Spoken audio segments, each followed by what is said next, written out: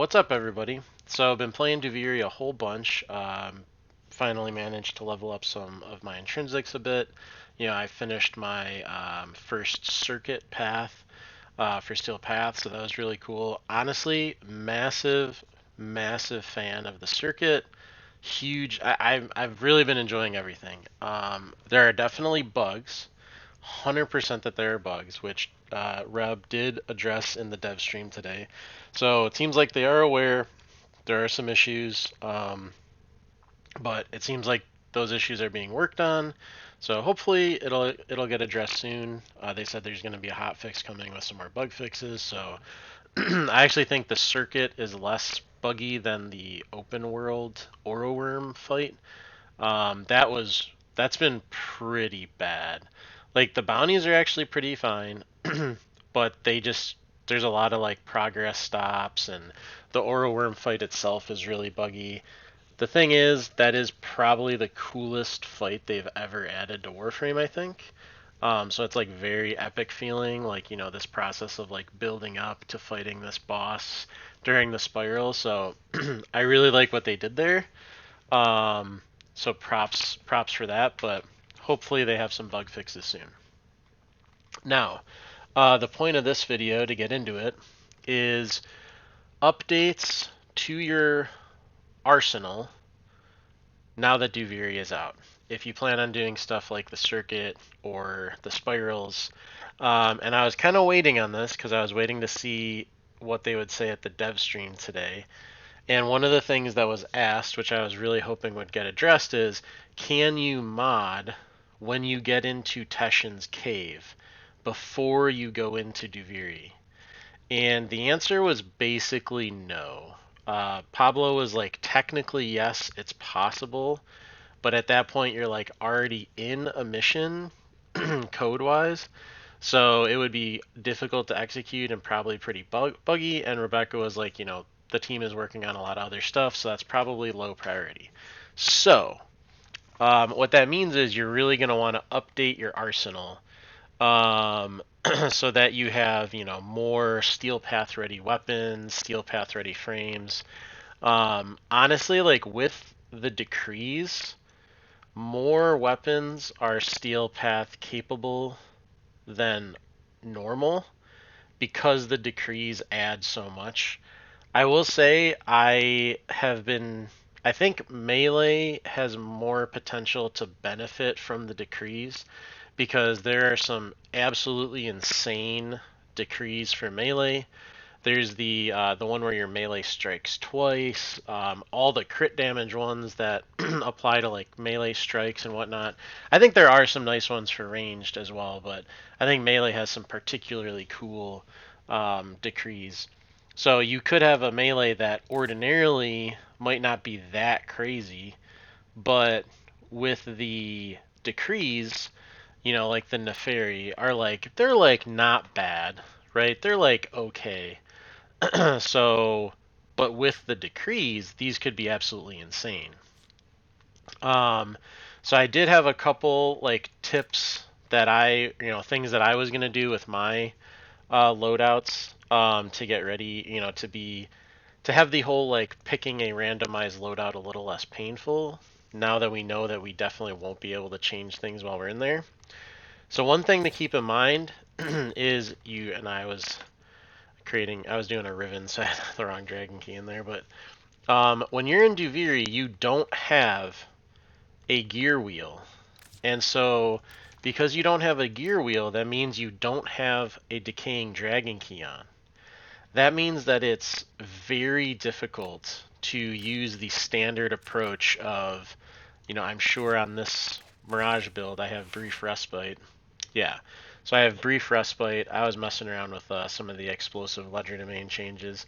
So, the traditional strategy, the meta, so to speak, of Warframe for a long time has been running no efficiency, or in some cases, blind rage for less efficiency, less than 100%, brief respite plus some combination of auger mods, plus equilibrium for even more energy gain. Now, there are several reasons why this kind of cookie cutter strategy basically just doesn't work anymore. So if I go to like a new, let me pick up oh, what's her name? The Citrine. So if I were to, make a new build on her, so, you know, if basically like almost every Warframe nowadays, you would go with this build, right? This is like your starter. Um, like if you have this on a frame, and then probably this, okay? So if you have this set up on a frame, boom, amazing foundation. Equilibrium, especially with the synth set on your pet, practically infinite energy. Brief respite, you're resetting your shields. But this only works if you have a decaying dragon key, because otherwise your shields are too high to reset fully. And the difference between fully resetting your shields and partially resetting your shields is huge, because partial shield resets are practically worthless because they don't give you enough time to do anything. Full shield resets, especially if you're resetting them with some kind of CC ability, are great. So no decaying key, so your shields are going to be high, harder to full reset. On top of that, something else I just mentioned, you don't have companions in Duviri. And what that means is you don't have synth fiber. Now, for anybody who doesn't know, if your Warframe is at full HP, you cannot pick up health orbs.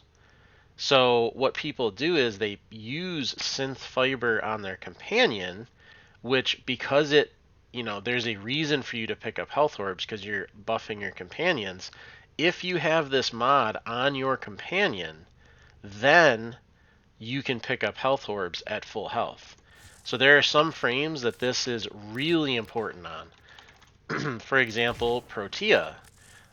Protea doesn't actually get that much energy back from her dispensary because Energize has a cooldown and it's actually not really giving you that much energy back. A lot of the energy that Protea gets from dispensary is actually from the health orbs and using equilibrium. But in Duviri, this doesn't work. So there's a few changes to builds I think people might have to make and like not realize off the bat. So if you want to do shield gating, you basically have to Helminthon pillage. You could also do condemn from Harrow, but I think pillage is just better bang for your buck. So this will let you shield gate on any frame, obviously besides an Aros and Nidus. So this will let you shield gate, even though you don't have a decaying dragon key.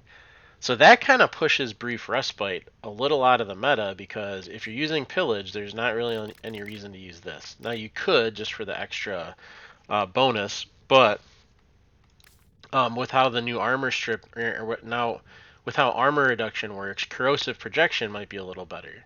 This is something that people will have to feel out. Another option for what you could do, and I'm going to go back to Citrine just because I have like a test build up there. If you really want to use equilibrium, one thing you could do is use combat discipline.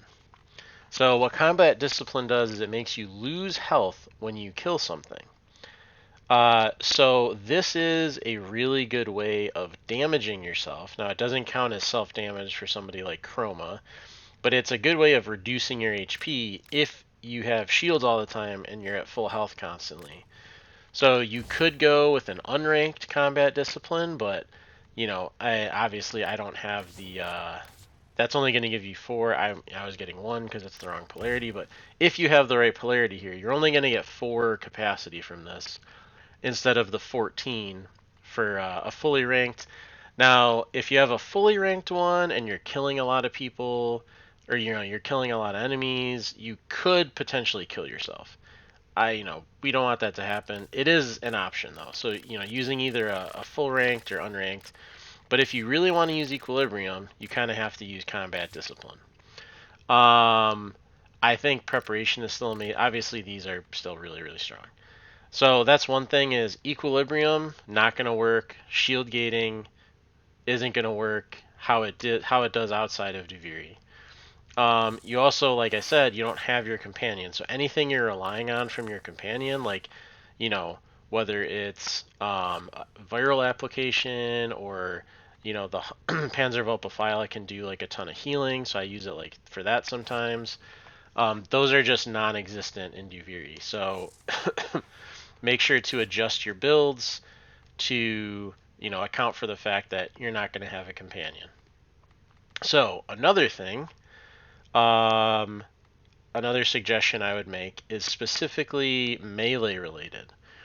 So I think melee has a lot of potential. There's some really cool decrees that are melee focused. The problem is that you don't know if you're going to get a good melee. And when you go into Duviri, once you're in Teshin's cave, you can't change your focus school. So I kind of run Unairu by default because I really like being able to strip armor and strip shields.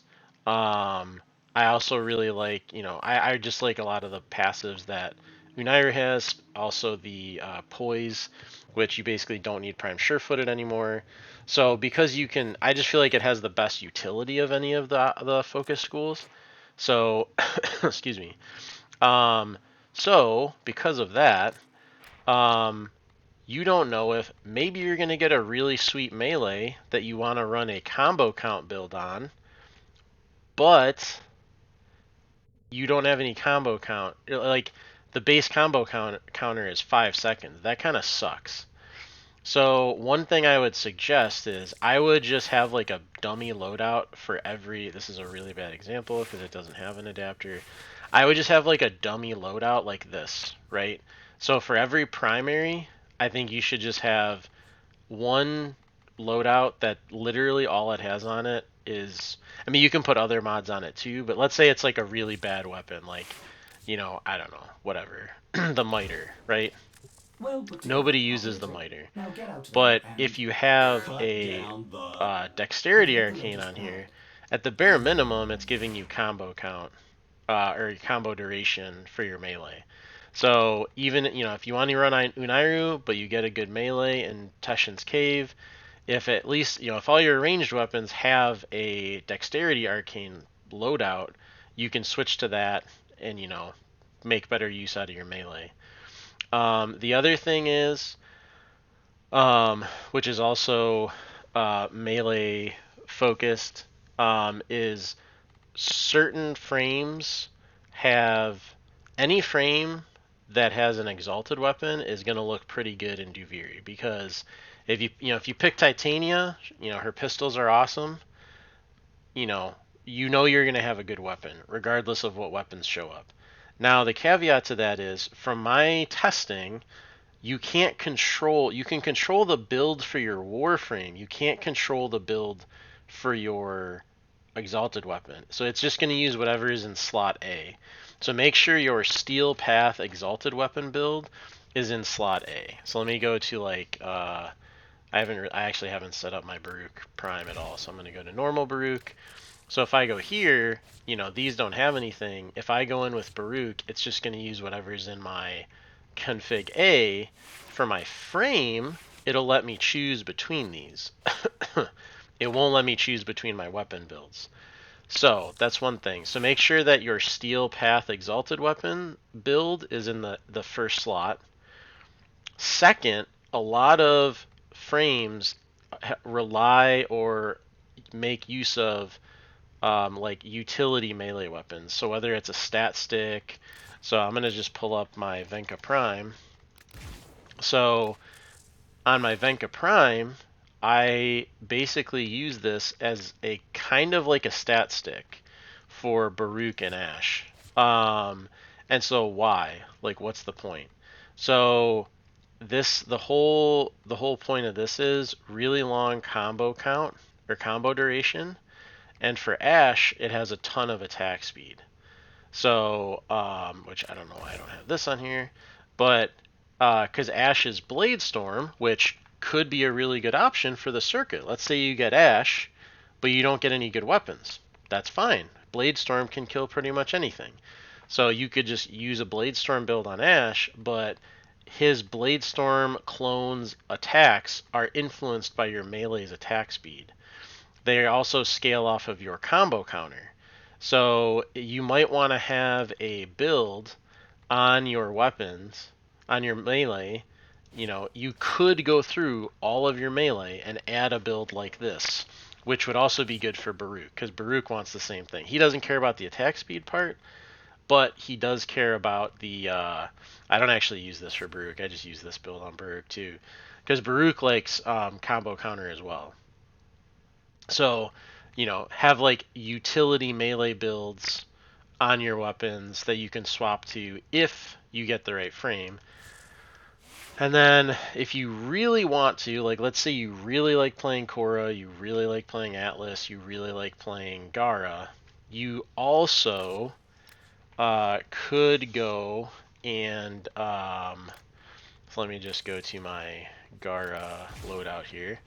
So you could theoretically make a stat stick build on all of your melee. Now, is this a huge pain in the butt? Yeah, 100%. This is like mega overkill. But let's say you love playing Gara, but Gara is kind of trash if she doesn't have a good stat stick.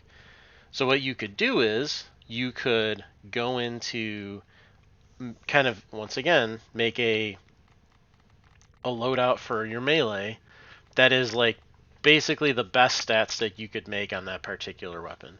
Yeah, maybe you don't have a Riven for it, but you can at least throw, have one loadout that just has a bunch of direct damage. Now, is this really feasible? No.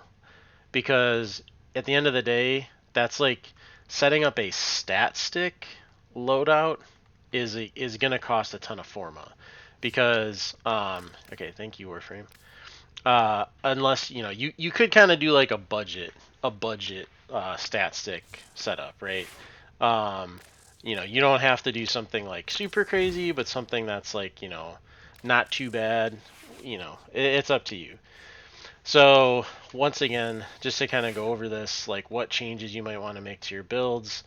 You don't have Decaying Dragon Key, so you might want to have a build that's not focused on shield gating. So whether that's Helmet Thing on something that can shield gate without Decaying Key, like Pillage or Condemn, or you could just go like a health tanking route, have like an Umbral setup or something on your on each frame. Having ranged set primary and secondary weapons, having builds that have dexterity arcanes for combo duration, and then having melee that have stat stick or like Ash / Baruch quote unquote stat stick builds. So if that would be like, if you did that on your whole arsenal, you would be kind of like maximally prepared for the circuit, right? Do I think that you actually need that? No way. I think that's way overkill. But that is, something I picked up on. And I think and this goes back to the other video I made where I genuinely think the opportunity tree is extremely important because you really want those extra choices. Because once you get up to, I think you can pick a total of 5 Warframes. So, let's say like I never play Rhino. Like I know Rhino's good, but I never play him. I don't really want to play him. I don't really want to play Frost or Loki or Limbo.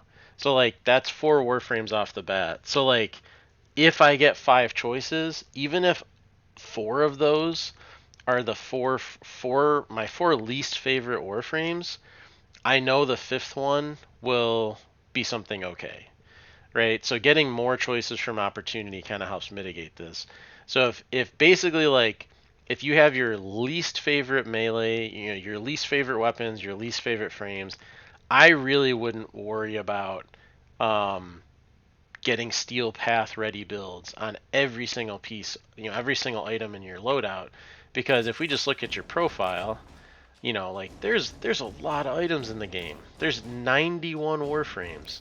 There's 169 primary. It's like there's a lot of stuff in the game.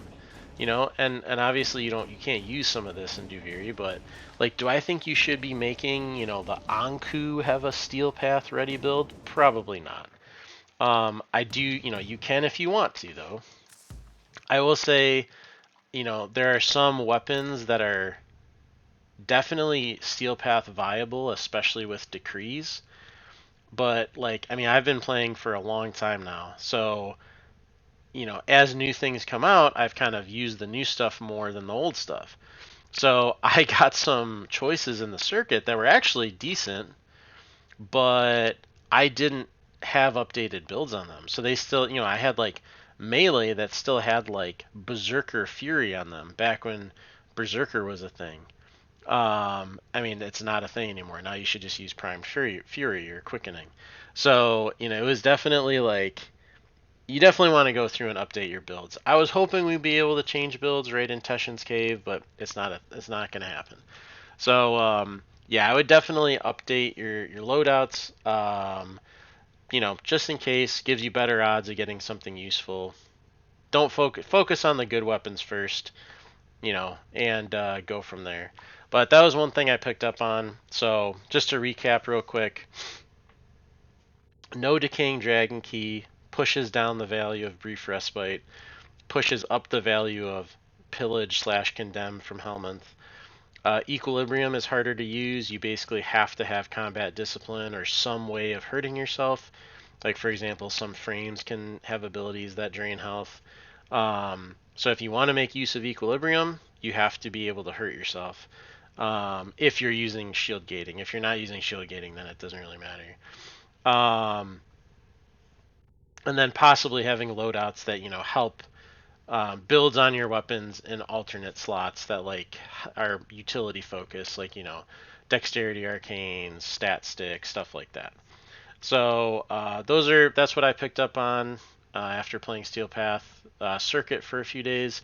Now I will say I finished my circuit path, and I'd never had to. I did not update my loadouts before that, and I never had to like remake a round because my loadout was so bad. I was always able to at least get one frame and weapon combination that could kill stuff on Steel Path. So, you probably don't have to go too crazy, but just to make things a little easier, it might be worth going and updating your builds a bit. All right, well, hopefully that was somewhat useful info. I've been really enjoying Duviri, so as I play more, I'm really hoping they make the Aura Worm fight less buggy because I really like that fight, and that's the content I want to focus on next.